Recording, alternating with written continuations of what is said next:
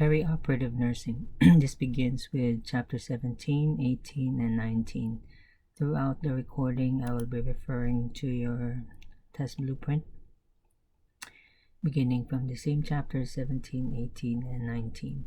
Now, the reason for the distribution here, I'm referring to the NCLEX test plan.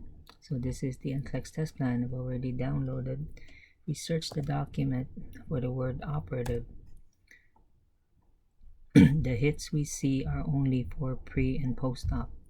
So here's preoperative, post-operative, pre, post, pre, post, pre, post, post. So it's all about providing preoperative and post-operative care interventions or teaching or education. If nothing in the document says anything about intraoperative, so therefore we won't cover chapter 16 that extensively. Chapter 18 extensively.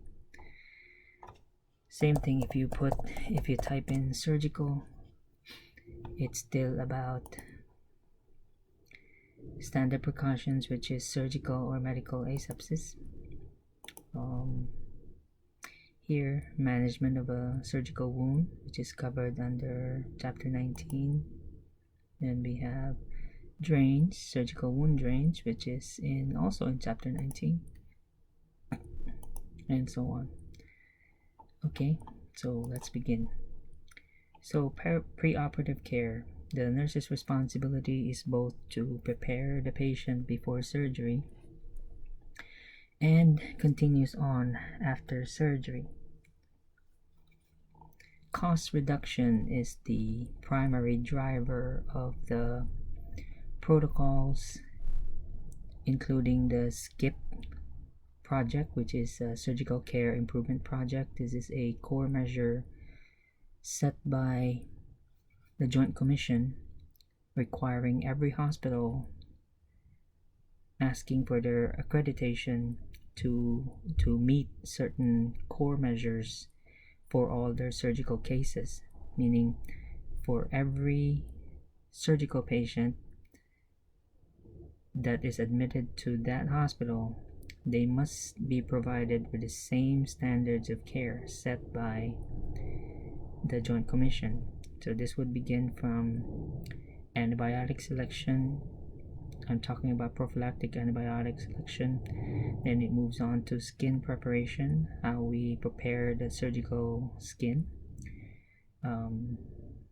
One of the core measures is not to use a razor, but instead to only use electric clippers or chemical depilatories, like lotions to remove hair.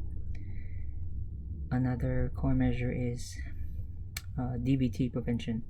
So we're aware that throughout the perioperative period, from the moment the patient is prepared for surgery, goes to surgery, and then comes back from surgery, the patient is at risk for DVTs because all three of the Verko's triad are present there. So we have endothelial injury. The patient undergoes several incisions, so there will be several vessels that will be cut, each vessel capable of producing tissue factor, triggering the clotting cascade.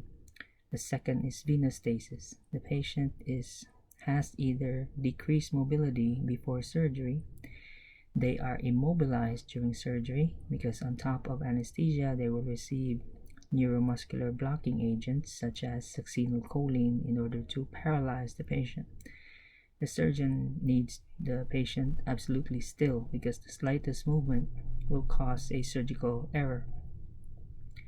And then third of the triad is hypercoagulability.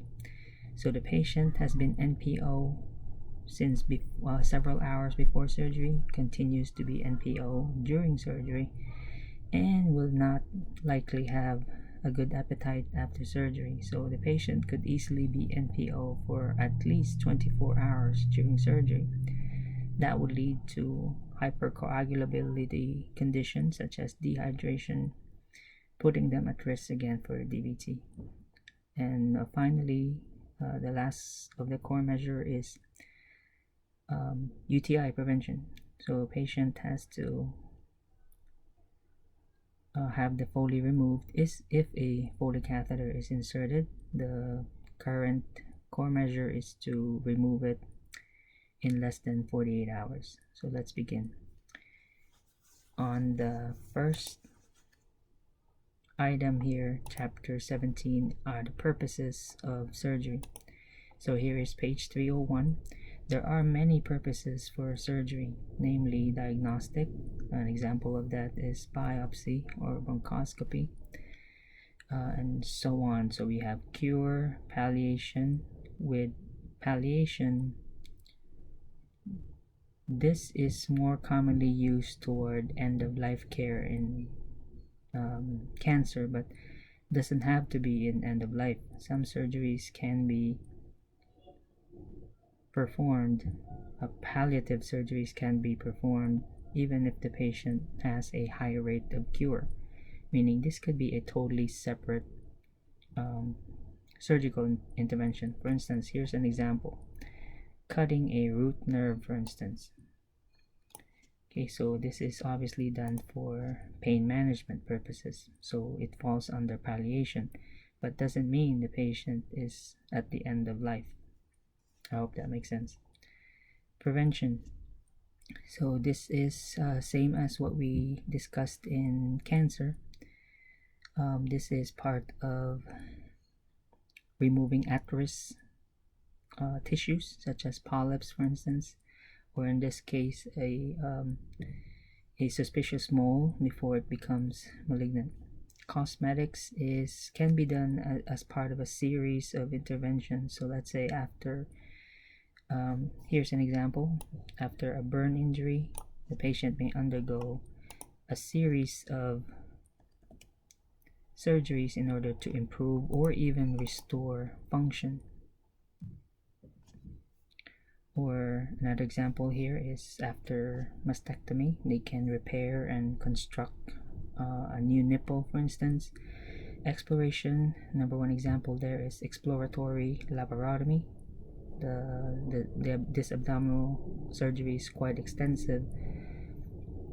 By the term itself, it's exploratory in nature, so the doctor doesn't know what they'll find. So exactly the reason why they did the surgery. The purpose is to explore the abdomen to see what is there causing the patient's current condition or problem.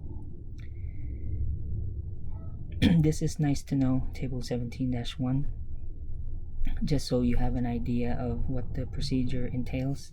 So ectomy indicates removal, such as in appendectomy. Lysis, destruction. Electrolysis. Orraphy is repair, such as herniorrhaphy, or in the case of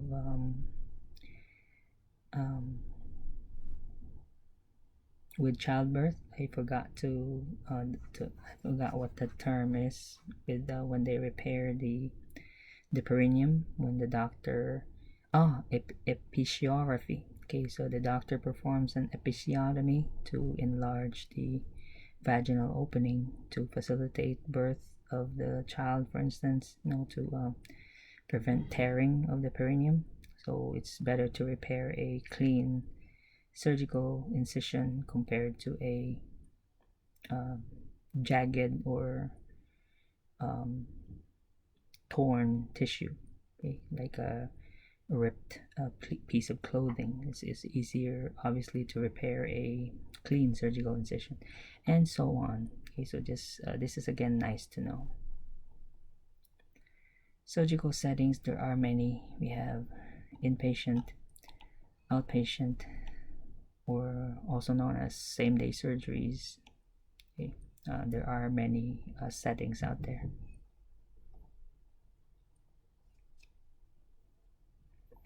So here comes your job now. So what do we do as a preoperative nurse? Most likely you will end up in a med-surg floor, or even if you're on a telemetry floor, or even an ICU patient. Wherever hospital unit you're working in, chances are you will have a preoperative patient, meaning not all surgical patients have to be admitted in a surgical floor, such as what if your surgical patient is unstable. So that's an example of they'll be in ICU before surgery and most likely will return to ICU after surgery. So there's really no such exclusivity that all surgical patients will only be found in a surgical floor. That's not true. So all nurses are expected to be able to provide care before and after surgery. So let's go to the second item on your blueprint, which is Health 17-4, Health Assessment and Physical Exam of a Pre-Op Patient. So that is right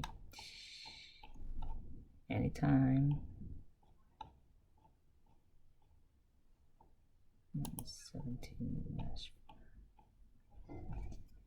Maybe I passed it. Okay, here it is. Alright, we do this by system. So this is before the surgery. So you are whichever the setting again. It could be med-surg, telemetry, ICU, floor, or it could be pediatric unit or a OBGYN unit. The same pre-op is done for every patient regardless of age. So you begin with the cardiovascular system. So what you're doing in the pre-op assessment is finding out what the patient's possible potential surgical risk will be. Is it safe for them to undergo surgery? You may say, oh, isn't this the doctor's job?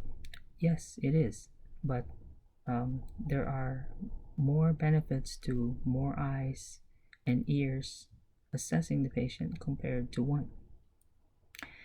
So you list down possible medications that may cause problems during and after surgery.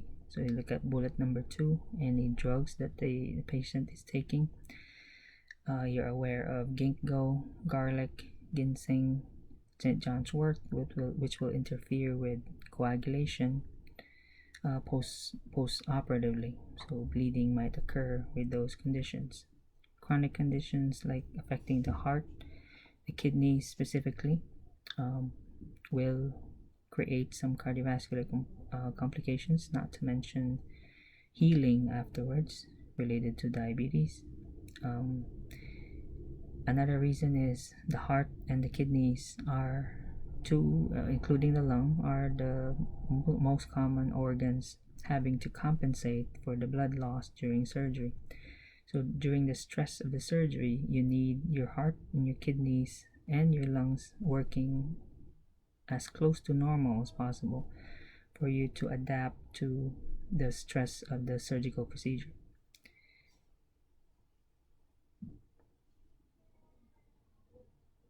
Next is the respiratory system. Look for present and past histories that can influence the surgical procedure and recovery, such as if the patient is smoking, any chronic lung disorders such as COPD or asthma, because that could be a problem with anesthesia.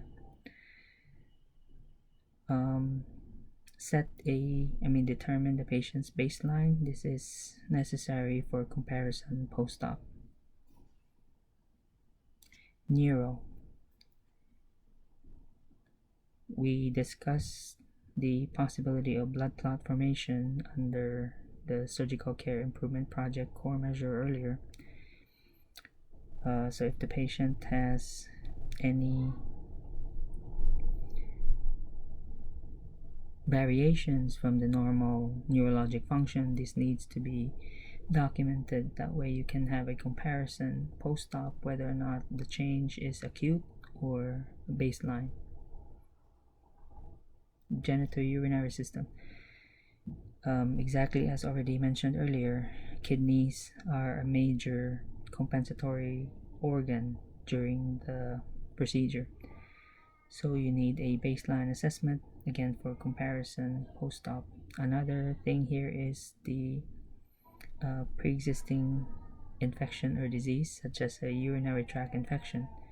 It makes a big deal if the UTI was present before surgery rather than after. That will matter with reimbursement purposes. Obviously, if the UTI was present before surgery, then that is reimbursable. If the patient developed the UTI post-op, then that already falls under healthcare associated UTI, most probably caused by a catheter. And then you do the same with the liver. We need baseline, and skin also. Skin needs to be assessed, especially the potential surgical site. Rashes, boils of infection around the planned surgical site can be a contraindication or a reason for the canceling or rescheduling of the surgery, because the doctor will not make an incision on those skin areas. Okay, they can't take the risk of introducing the infection into the patient's body. Musculoskeletal system. There are possible or potential musculoskeletal injuries resulting from preoperative positioning. So what happens is, after induction of anesthesia and then the patient is given succinylcholine or any other neuromuscular blocking agent to paralyze the patient, then they position the patient. There are specific body positioning depending on the surgical procedure, and during perioperative positioning, since the patient is already unconscious and is unable to tell the healthcare team whether or not the position is comfortable, we may potentially cause some injuries. Plus, this will also make a difference if the patient's surgery is quite long. So on top of the musculoskeletal injury, back to the skin, patient may develop pressure ulcers because of the prolonged procedure, which the patient is assuming the same position for a long time. We do not and cannot afford to turn the patient every 2 hours for the procedure, for obvious reasons. KGI. Always look at the last bowel movement, although you need to do that anyway for every patient, but most especially for preoperative patient. Again, we need this for baseline. There will be several GI complications after surgery, regardless if the surgical site is in the abdomen or elsewhere. The medications we're using to administer pain medications, CNS depressants like the anesthetics, and the neuromuscular blocking agents all have an effect on the CNS and therefore secondarily on the GI tract. So there will be less peristalsis or even absent peristalsis after surgery because of all those depressant drugs. And immune system, we need to determine whether or not the patient will heal properly after surgery. Immunosuppressant drugs may cause a delay, and as you may have already discussed under endocrine system, under endocrine disorders, people taking corticosteroids must continue to receive them during surgery. We cannot, you're aware that we cannot abruptly stop or discontinue steroid therapy, especially when taken long term, due to the danger of acute adrenal crisis. There will be some routine laboratory and diagnostic studies, which we will see next, 17-5.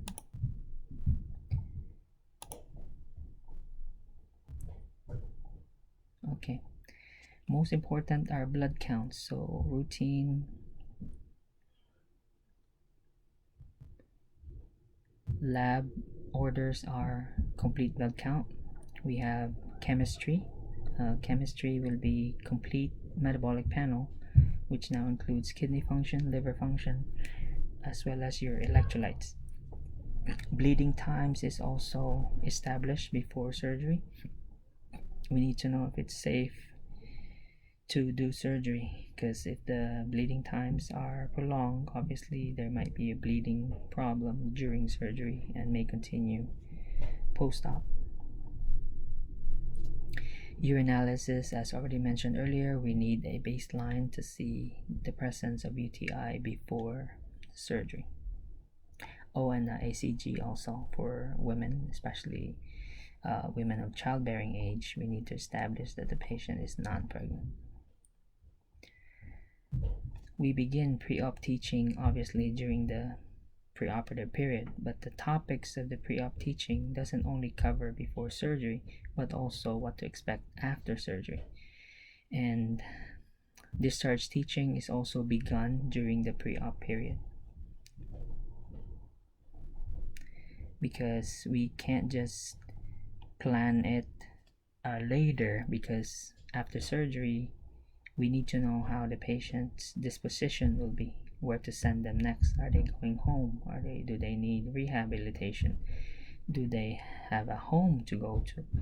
Right? So these are crucial assessments to be done before surgery. We need to know what's next. Here is 17-6. This is your patient teaching about pre-op preparation. As already mentioned earlier, there are many surgical settings, so not all patients are admitted to the hospital the day before surgery. So they need to know what are the preparations needed, especially if it's done outpatient. So they'll be aware of what to see in the OR, how cold it's going to be, what the environment's going to look like, how many people will be in the OR. They need to be notified that it's cold, okay? And that's purposely done to keep the infection down in the surgical suite. There will be safety as soon as the patient is sedated or given anesthesia. Then they have to be either strapped in bed or at least the side rails up if they're still on the stretcher. They need to be aware of pain management, both started during surgery, before surgery, during surgery, and most especially after. They need to be assured that pain medication is available. This is important, probably not for some cultures, but definitely more in other cultures. This is part of patient-centered care. So your loved ones, the patient's loved ones, need to be aware where they can stay, and they can leave notes for the surgical team, especially the post-op nurse, about what to do, where can they see the patient after surgery, when can they see the patient after surgery. Okay, so these all need to be discussed.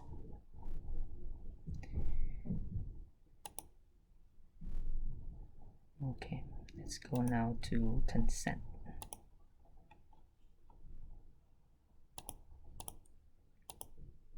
Okay, consent is part of the legal preparation.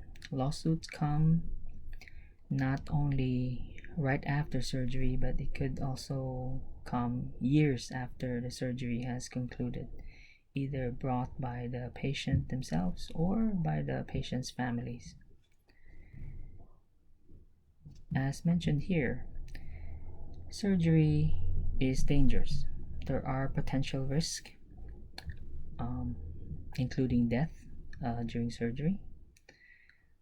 Death can result from bleeding, from a stroke, from a heart attack, or even blood clots, in which case they'll die from a PE. So we need consent. Please read the details here about when consent must be obtained. Obviously, this is before surgery.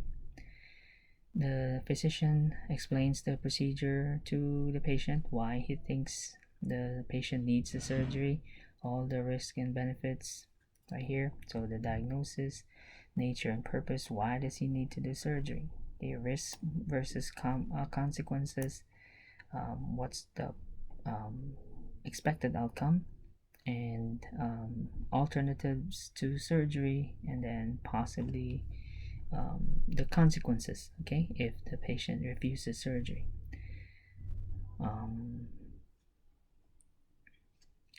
If the patient demonstrates understanding, then that's the time that the patient signs the consent.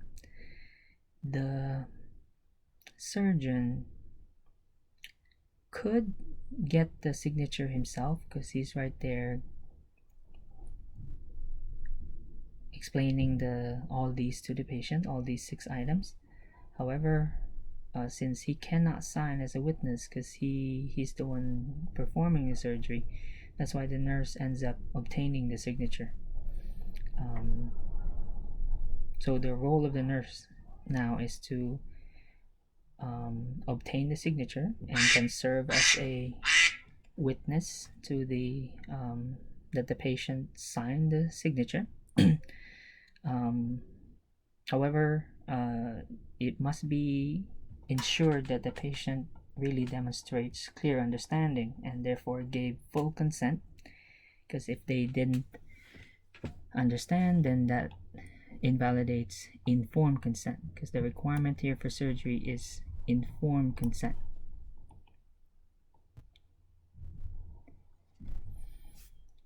So that's what I said here. So the nurse may be a witness. You are required to be a advocate, in which case you have to make sure that the patient really understands. So as you're so you can just ask that simply, okay, as you're obtaining the patient's signature. So anytime the patient divulges something to you that indicates that the patient is unclear, right here, if the patient indicates to you in any way that the patient's unclear about the surgical plan, he has questions about the risk and benefits, so there is now an element of there's now a missing element in one of these. So if the patient doesn't know, for instance, the risk and benefits, then there's no complete informed consent. So you can notify the surgeon about that, and then he'll just simply come back and explain that to the patient. Please note that the patient can withdraw consent at any time, even at the last minute in the operating room. Please read the exceptions with consent, because generally speaking, competent adults can give consent. There are exceptions. Emancipated minors, these are below 18 but have either been married or are parents, for instance, then they are considered emancipated minor, but are legally allowed to sign consent even under 18.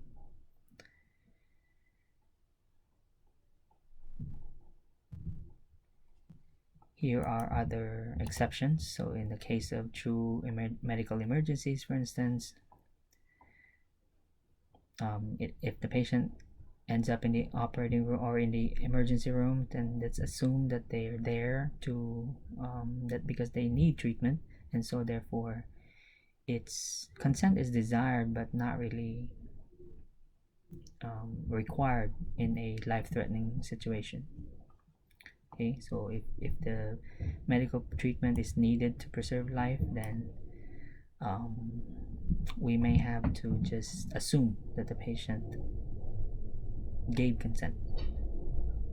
But in all non-emergency situations, every effort must be made in order to obtain consent. If the patient's unable to give it, then the next kin, either if the patient is married, then it will be the spouse.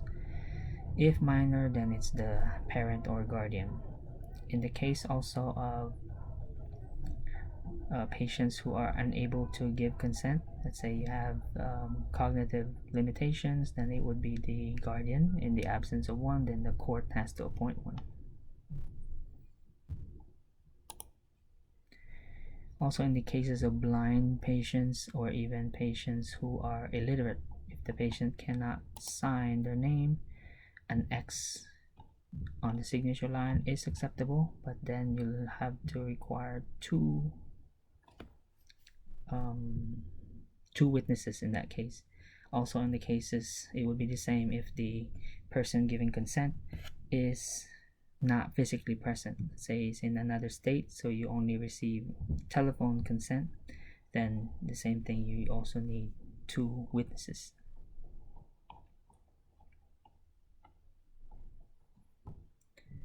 So we have gotten consent.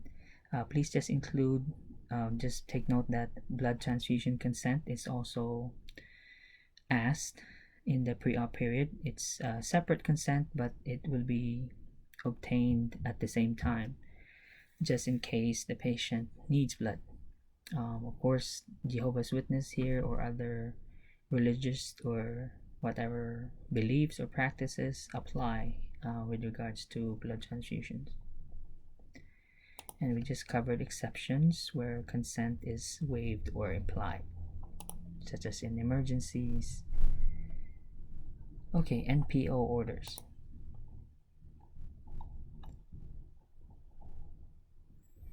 Some medications cannot be stopped. There are some medications that the patient needs constantly. We'll discuss that a little bit shortly. So let's discuss first what medications are given to the patient. As part of the surgical care improvement project, I mentioned prophylactic antibiotics are chosen and given 1 hour before surgery, and this typically stops about 24 hours at the end of surgery. So if the surgery lasts 8 hours, let's say it's now 2 p.m., surgery started 2 p.m., therefore the prophylactic antibiotic was given at 1 p.m., an hour before the first incision, and the surgery lasted 8 hours, so that would put us at 10 p.m. So if the antibiotic, for instance, is Ansef, like here, cefazolin, 1 gram every 6 hours, so the patient will continue to get the antibiotics at 1 p.m., which is 1 hour before surgery. 6 hours later, which would be 7 p.m., at which case the surgery is still ongoing. The patient didn't even finish surgery yet, so the patient will get a second dose 6 hours later, and so on. So the prophylactic antibiotic will be given up to 24 hours at the end of the surgery. Okay, these are the other drugs. We give benzos, we give anticholinergics, obviously for to decrease secretions during surgery. Beta blockers. Now, if a patient has beta blockers before surgery, meaning they were given beta blockers for a specific reason, these cannot be stopped during surgery. So for instance, most common reason the patients on beta blockers is they have a heart condition, let's say angina or acute coronary syndrome, such as unstable angina. The heart, obviously the patient has heart disease, it will cause an increase in heart rate and workload when the incision starts, when the patient receives the first incision. And during blood loss, it will continue to raise the heart rate. So in these conditions, the patient needs the beta blockers even more. So this will be one of the drugs that are exempted from the Npo order. Same thing for eye drops and other routine prescription drugs. Again, not all of them are to be given preoperatively, but select ones, like I mentioned the steroids earlier. Patients cannot go without that because they need the corticosteroid therapy, beta blockers, seizure medications, okay, anti-epileptic drugs. You cannot stop them either. Hormones like levothyroxine, okay, the patient needs these medications. So If you see them preoperatively and the patient already has an NPO order, then your duty is to call the physician, notify them of the presence of the medication, and you'll probably get an order to take it in the same form. Say it's PO. Doctor will just say, okay, give the drug with small sips of water, let's say 1 or 2 hours before surgery. Otherwise, the doctor will also give the, if available in IV form, then that's what he'll order. But some drugs do not have a parenteral form. So I already mentioned the beta blockers. You have eye drops.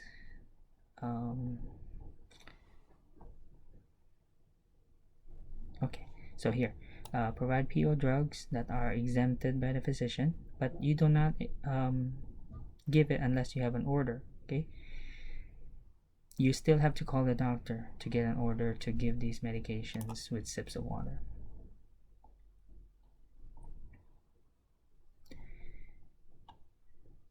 Table 79 is a typical preoperative checklist. So when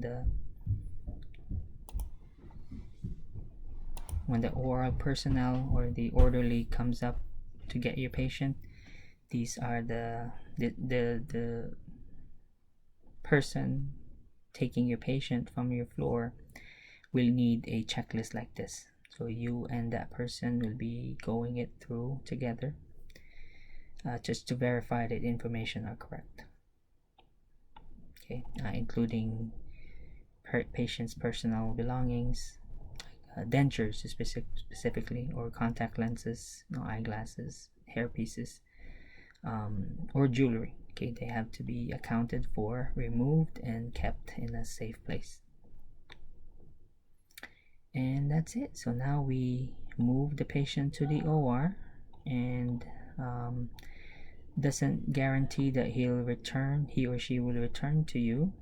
Patient's disposition as to which floor they'll go to depends on the surgical outcome. If it goes unremarkable, nothing eventful, then they'll return to a regular floor. Okay, so for chapter 18, I only put an emergency here. I already explained earlier that there is no intraoperative questions on the NCLEX blueprint. You saw the blueprint, there was none. So here we have an emergency, because emergencies are mentioned all over the test plan. So if you type in emergency, we have 12 hits, so several emergency here. See, apply knowledge and pathophysiology when caring for a client experiencing a medical emergency. So you need to know the signs and symptoms and how to respond. Okay, so these are all about emergency. Here it's all over here. So there's one in chapter 18. This is part of complications of anesthesia.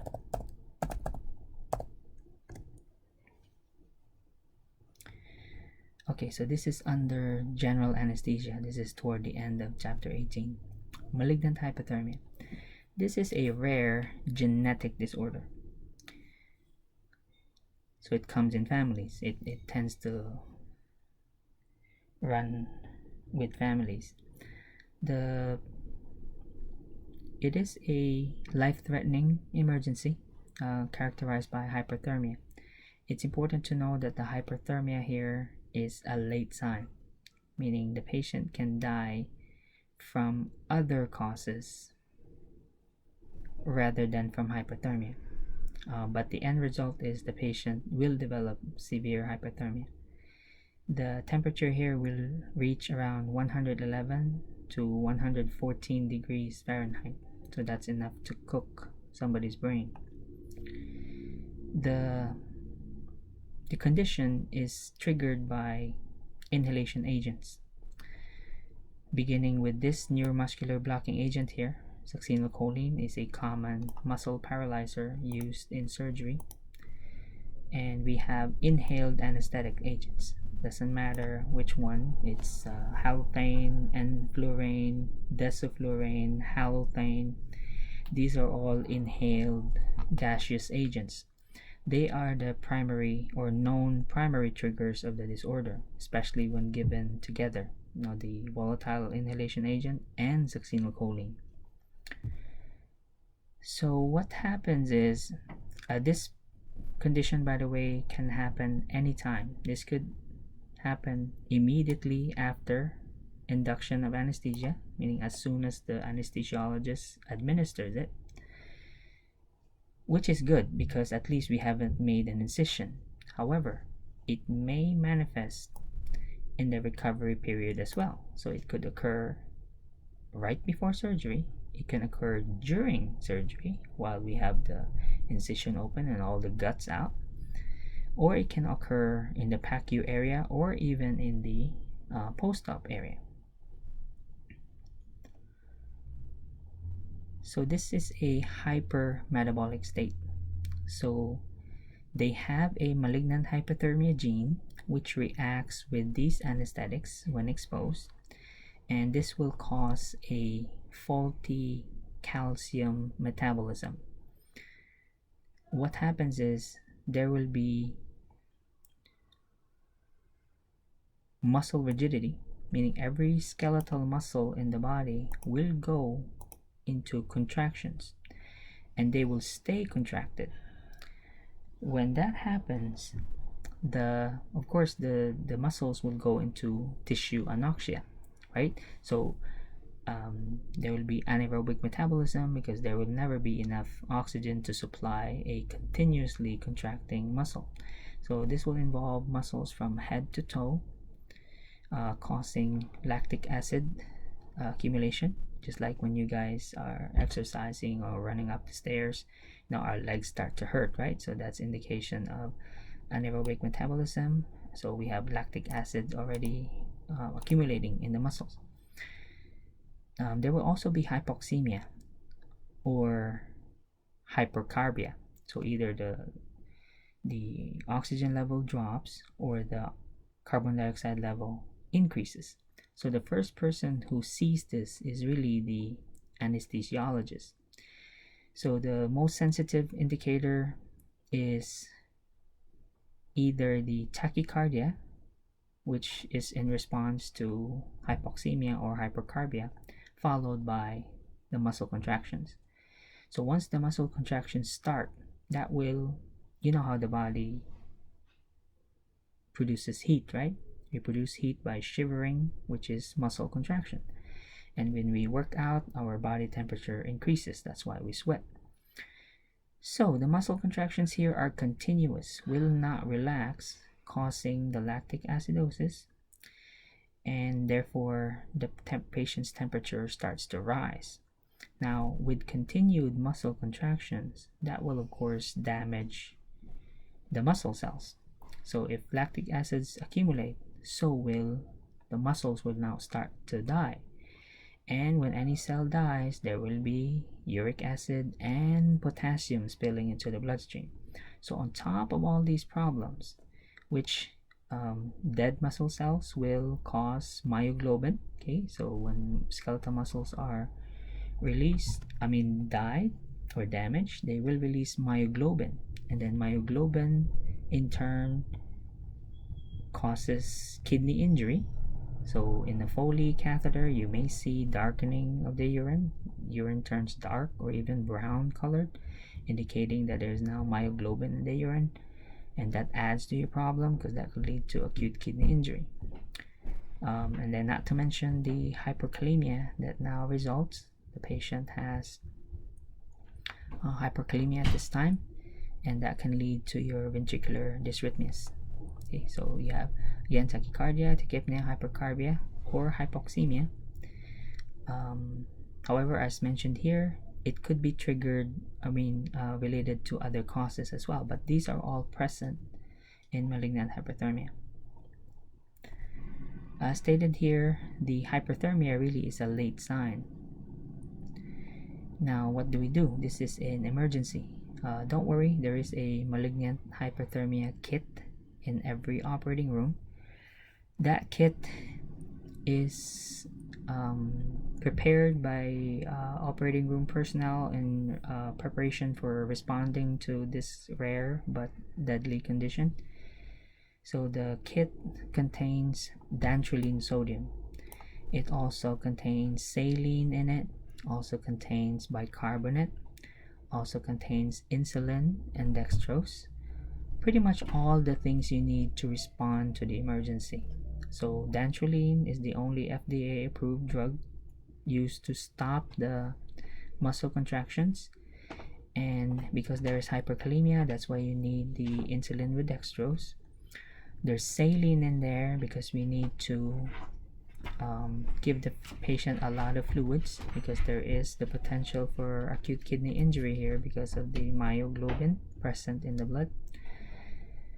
And the IV, by the way, will have to be cool. So every IV bag we hang will have to be wrapped in ice, because the temperature, again, when it reaches 111 degrees, there's no way you can cool the patient down externally. So the patient must be cooled inside and out. So we'll give them ice saline. We'll also give them, or we'll put ice all over this patient, groin, axillary, neck, all over the patient's body to cool them down. And that's not enough. We will also put in an NG tube to lavage the stomach, meaning we'll put ice liquids also into the stomach, and we'll put also a rectal tube in order to put also ice in the rectum. Okay, so we're cooling the patient inside and outside, because again, they won't respond with external cooling only. Okay, so we do aggressive cooling measures, and hopefully this patient survives, and we'll definitely put malignant hypothermia in their chart that they're allergic to succinylcholine and the inhaled anesthetics, and hopefully we can manage this in the future and prevent it. So in the first place, this should have been prevented, but it's not always that easy, especially if the patient cannot provide accurate history, a family history regarding surgery. So although we try, this is part of the checklist actually, if you remember, under the table or chart we read earlier, asking about previous surgery. So this is one of the questions. Have you or a family member had a reaction to general anesthesia? If the answer is yes, we take precautions. We prepare the kit, for instance, or if the doctor so determines that the risk is high for this patient, then they'll avoid using those triggers. So they'll use something else other than succinylcholine, because there are options, and will use another mode of anesthetics. So maybe instead of the inhale, they use the IV form. And that's it for chapter 18. Let's continue. Alright, so the patient now is out of surgery. Let's start taking care of the patient in the post-op period.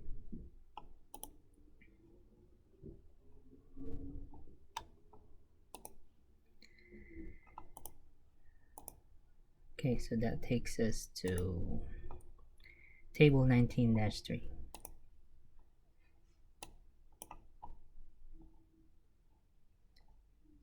So the post-op period begins in the post-anesthesia care unit. So the patient is wheeled out of surgery and is now put into the PACU.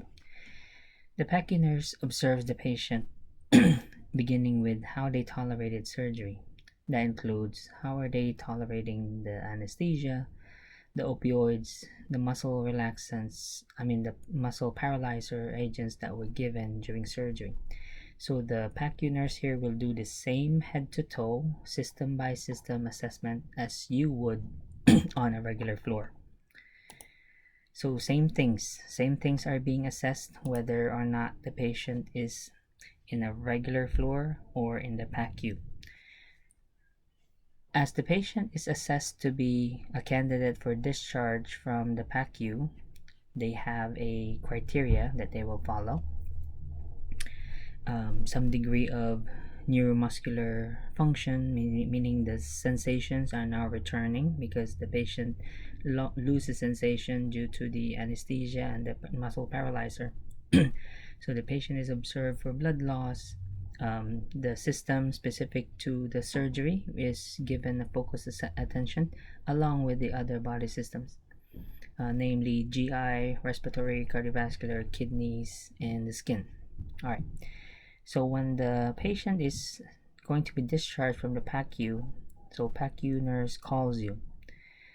For you to safely receive the patient, you have to be asking these questions. So both you and the PACU nurse must communicate effectively, and if somebody misses something, it's the other person's duty to ask the question. All right. So it starts with, what did the patient have? What tubes are hanging out of the patient? What anesthesia was used? Reversal agents are used. Let's say for the muscle paralyzer, for instance, they'll get some acetylcholine, an anticholinesterase, because the acetylcholine is a neuromuscular blocking agent, so therefore it will inhibit binding of acetylcholine at the receptor sites of the neuron, blah blah blah. So there will be reversal agents, so the patient comes out of of those drugs. Okay. So airway is priority, and then pain management. So what's in there for pain for the patient? What is the current order? Okay, what are the current post-op orders, including the Npo status? So history will include, why did the patient have the surgery, what are the allergies, what are the patient's other conditions. Let's say they have hypertension, diabetes. So these are part, this will be in an S-bar format. Okay, so you'll be organized with your reporting, both with handing off and receiving the report. So what medications did the patient receive? How much blood was lost? When was the last time the opioid medication was administered? Because doctors may have routine round-the-clock medication administration on top of the as-needed orders. Because pain is expected here, so it's better to manage pain round the clock rather than waiting for it to increase. And urine output, very important. That gives you all the data you need, almost all the data you need regarding kidney function. If there were any unexpected events, any complications during the surgery or immediately after surgery. So how is the patient? Now, at any time the patient sounds unstable to you, because in the PACU unit, this is a critical care unit extension. The qualifications of the nurse there is the same as an ICU nurse, 1-to-1 patient to nurse to patient ratio, or maybe 1:2. It's not the same as your floor. So your floor you have more patients to watch there, so you won't have time dedicated to this patient. So this is what I mean by, if the patient sounds unstable to you, you can refuse to take the patient at any time. Okay, you have to justify your protest though, why you don't think the patient should be transferred to you. Okay, so here is now table 19.3. So this is here, line 42 on your blueprint. So these are your initial assessments. So from airway, breathing, circulation, and then you go into system by system. So starting with the kidneys, neuro, are there any alterations from normal? So you compare this with the pre-op assessment. Same thing for the GI. Again, it's not uncommon to see nausea, vomiting. It's a very common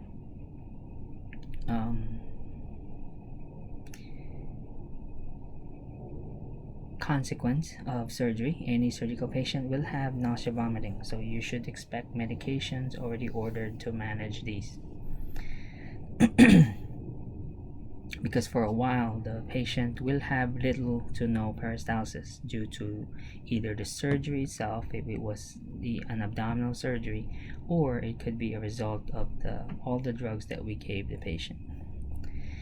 You check the surgical site, see if there's any bleeding, is the dressing intact, how are the drains, are the drains patent, are they draining as they're supposed to, or are they kinked. Pain level assessment, and of course safety. So we always assume the patient is at risk for falls, obviously because of the instability of their gait, the pain that they're having. So always do safety, side rails up and bed height down. 19.4, this is for oxygenation. Earliest symptoms of hypoxia or hypoxemia are always neurological, because the brain is the first organ that receives oxygen next to the heart, followed by the heart and the lungs. So here are your system by system assessment. 19-4, so from neuro to respiratory, cardiovascular, and that includes DVT, okay, the vascular system. The skin, check besides the surgical wound, which typically you won't see because the dressing is there, and the first surgical dressing won't be changed until the surgeon comes in. But you check the pressure points, okay, the sacrum, the elbows, the shoulders, any bony prominence where you would see pressure ulcers, because again they could develop that during the surgery because they've been in one position for the whole duration of the surgical procedure. And again, renal output, again urine output. So that takes care of your assessments by system. Now it says here recognizing and preventing. So next would be, how do you prevent? Here's a delegation question, by the way. Delegation box. So here are now your potential complications by system, and then including your interventions. They're really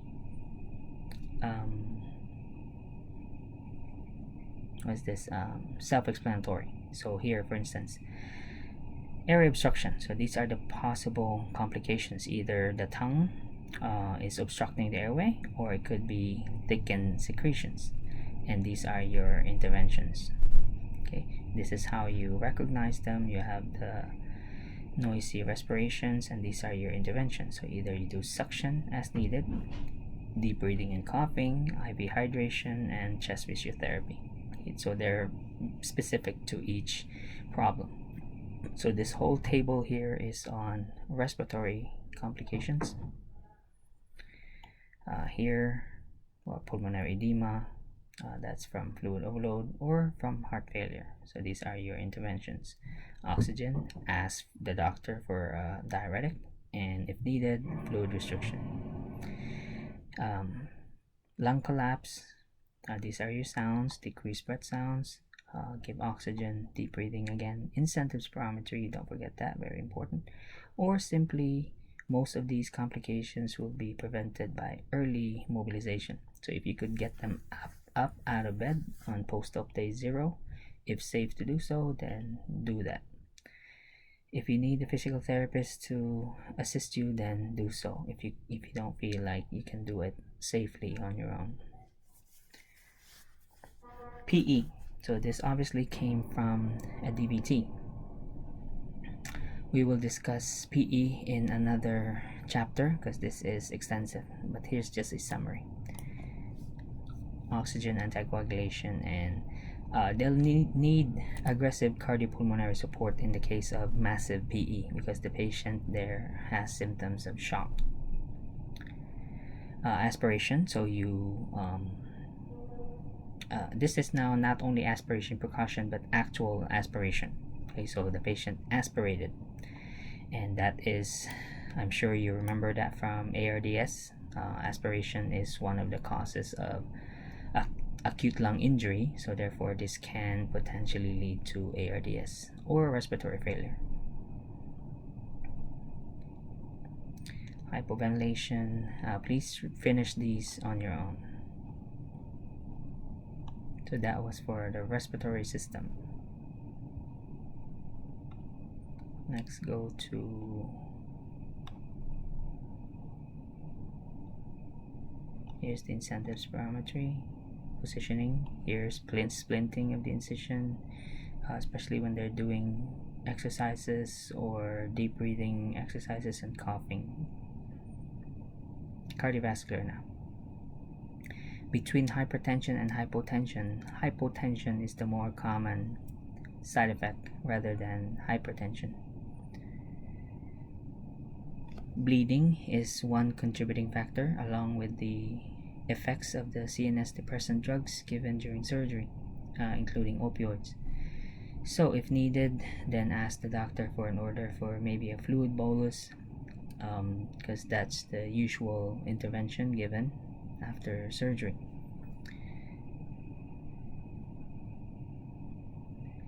Continue to monitor heart function. Okay, the patients will be on telemetry early on, post-op.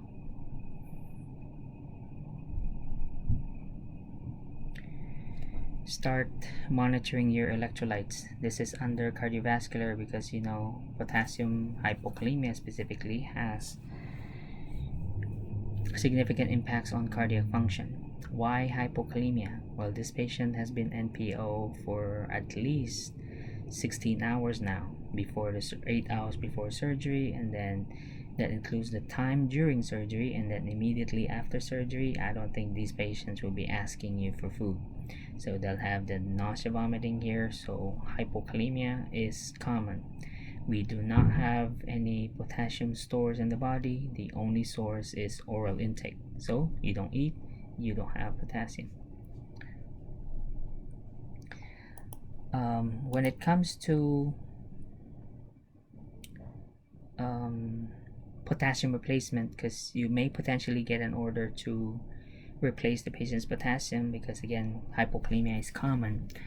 Please remember in your fluid and electrolyte chapter that before giving potassium replacements, even orally or IV, you must ensure that there is adequate urine function. Okay? You do not give potassium unless the patient has 0.5 ml per kilogram per hour of urine output is equivalent to at least 30 ml per hour. This is a better measure because we do have heavy patients, so we expect their hourly urine output to be slightly higher than 30 ml per hour. Continue your Dvt prevention. Again, early ambulation would take care of this, but if the patient can't get out of bed yet, at least do leg exercises and institute your Dvt and PE precautions. We already discussed that in chapter 37.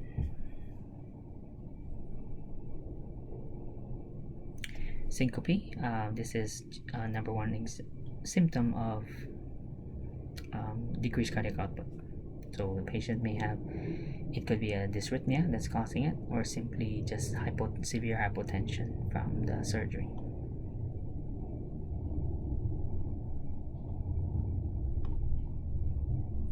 Here's neuro. So monitor the patient for neurological deficits, including signs and symptoms of either a TIA or a stroke. Sometimes in your elderly patients, they may present with delirium.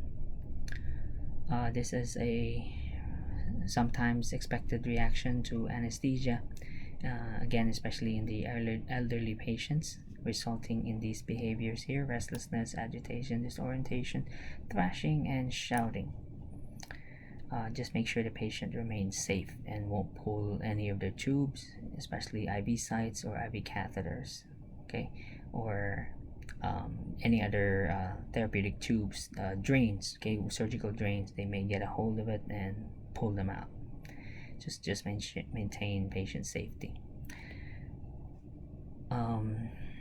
If the surgical patient has a history of alcohol, this would be the perfect time to watch them for withdrawals. So DTs, or delirium tremens, is bound to happen as early as 24 hours after the last drink. So this is a concern with your alcoholics. So watch them and be ready to give medications for alcohol withdrawals, usually managed with benzodiazepines, namely lorazepam or Ativan. Pain management. Of course, you're going to be offering the pain management here. Do not wait for the patient to ask. So you ask the patient. So during your routine rounds, when you check on the patient, always ask about pain. Do you have pain? And anticipate pain management, and then explain to the patient why you're offering the pain management. Okay. And then of course use pain management principles you learned in chapter 8. So I'll skip through this part because this is already mentioned in chapter 8.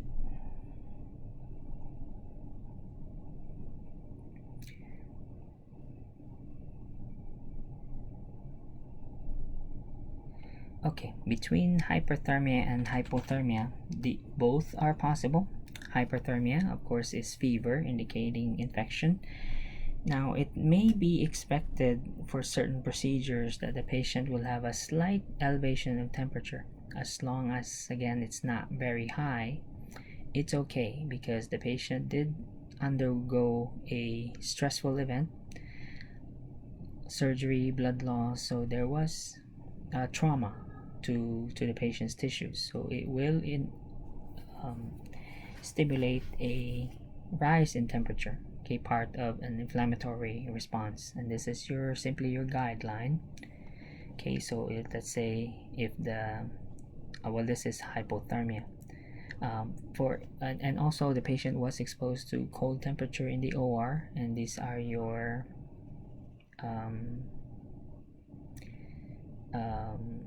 possible picture. So let's start with hypothermia. So this is from the surgical procedure. So you're exposed to cold, the stainless steel operating table, wearing a semi-private gown. So yeah, the patient was exposed to hypothermia for the whole duration of the surgery. Now with temperature rise, as I already mentioned, so mild elevation is expected. So this is normal in response to surgery. However, if it's moderate now, this could be from lung congestion or dehydration. So this will now come with your positioning, respiratory interventions to make sure the lungs can expand fully. So your deep breathing, coughing, splinting, incentive spirometer, oxygen if needed. And after the first 48 hours, we now consider infection. So as you can see, infection is not expected during the first 24 to 48 hours after surgery, because we screened them before surgery that there was no infection, because otherwise we don't do surgery if there's an active infection, unless it's a life-threatening situation. Okay, so temperature elevation on the third day onwards is now infection. There are 3 sources of infection here. You can do the acronym of WWW. Wound. Let's do wind first, because that's usually the first thing that will occur. So wind is referring to pneumonia. Second W is the water, which is referring to the UTI. So that's why we remove the catheter as soon as possible if there is one. And then finally, the wound infection.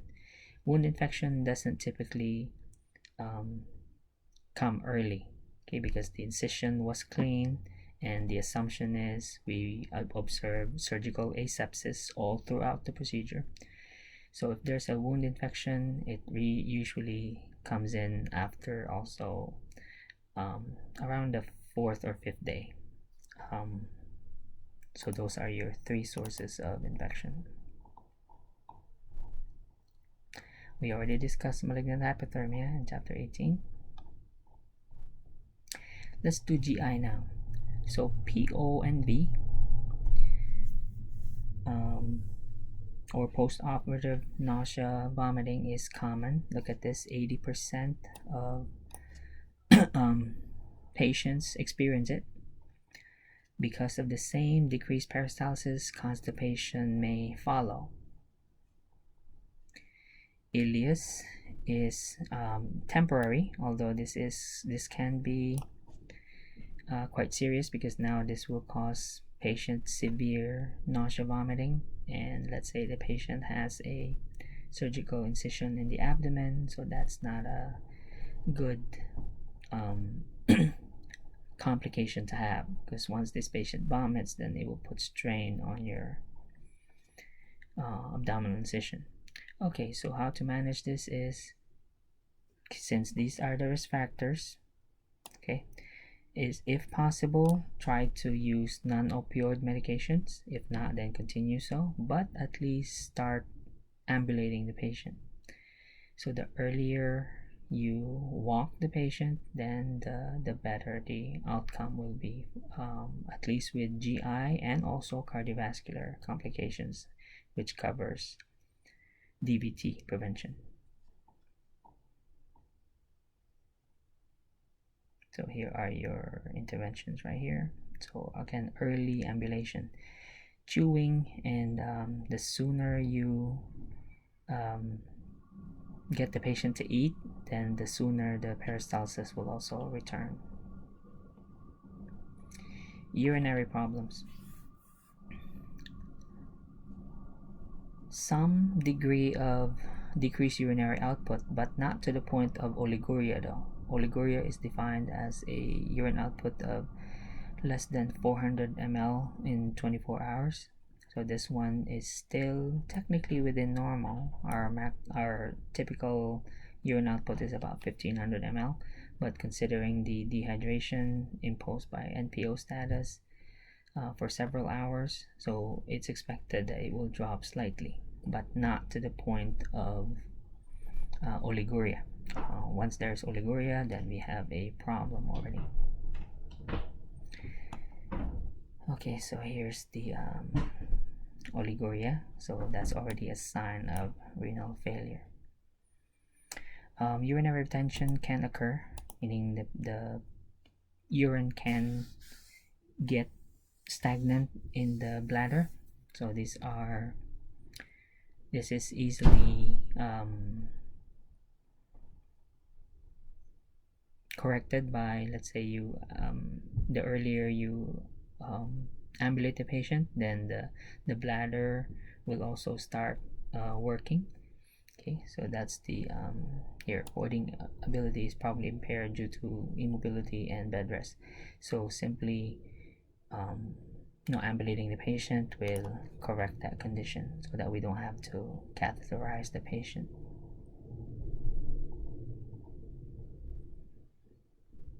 Okay, so these are some aids you can use to facilitate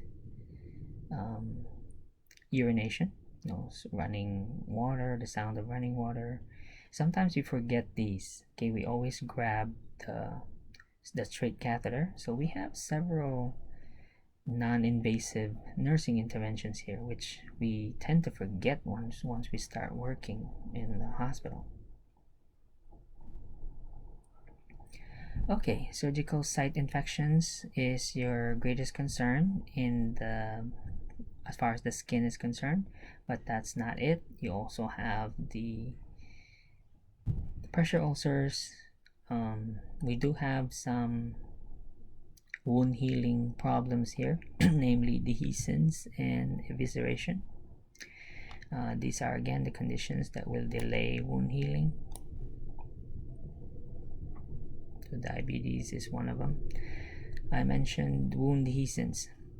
Before that, let's look at the natural sequence of the wound drainage.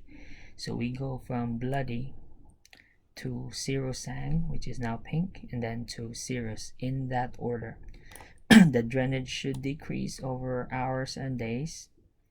So if you have, let's say, you still have moderate amount of serosanguinous drainage around the 5th post-op day, that's clearly not healing. Okay, the wound is something wrong with the incision. It could be an infection, or it could be bleeding, or it could be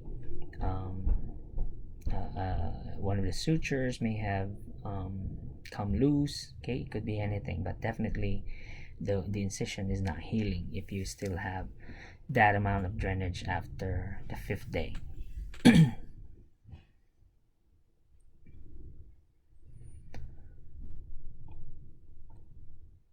Alright, this is the last one right here: tubes, drains, and incision care. So here are the tubes that you'll expect coming out of the patient. Starting with the catheter, if they have one, NG tube, especially if the patient had a open abdominal surgery, or occasionally even with laparoscopic abdominal surgeries, they'll need an NG tube. This is part of your management for paralytic ileus. Yeah, so if you review the paragraph under paralytic ileus, the patient may need a NG tube for decompression, because we don't want them to vomit. Drains can be open, or these things drain by gravity. A Penrose is simply looks like a rubber band, a piece of latex left inside the patient's wound and sticking out of the incision. So this will just drain by gravity, no suction applied. We have closed suction drains. JP and the Hemovac are quite common. These things have some suction to them, but they are of course self-suction. Okay, they're not connected to a suction source, so they have a self-suction built in. T-tube is used only in gallbladder surgeries. T-tube, it's literally shaped like a T, so it will rest in the biliary tree. Patients may have chest tubes, so this one is mediastinal. So this patient obviously had open heart surgery, so we left 1 or 2 chest tubes in the mediastinum in the heart to drain blood or fluid after open heart surgery. Let's say after coronary artery bypass surgery, or any other let's say open valve replacement procedures. Then pleural chest tube if the surgery was on the lung. Let's say lobectomy for cancer, or to remove 1 or more parts of the lung for whatever reason. Again, we need a drain there to drain fluid, preventing them from accumulating in the pleura, causing lung collapse. And obviously for the mediastinal chest tube, this is to prevent cardiac tamponade, so we need to drain the blood out of the mediastinum.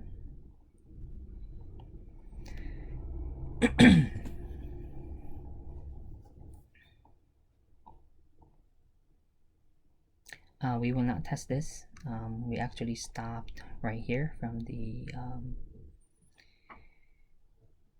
drains, and this is another handoff.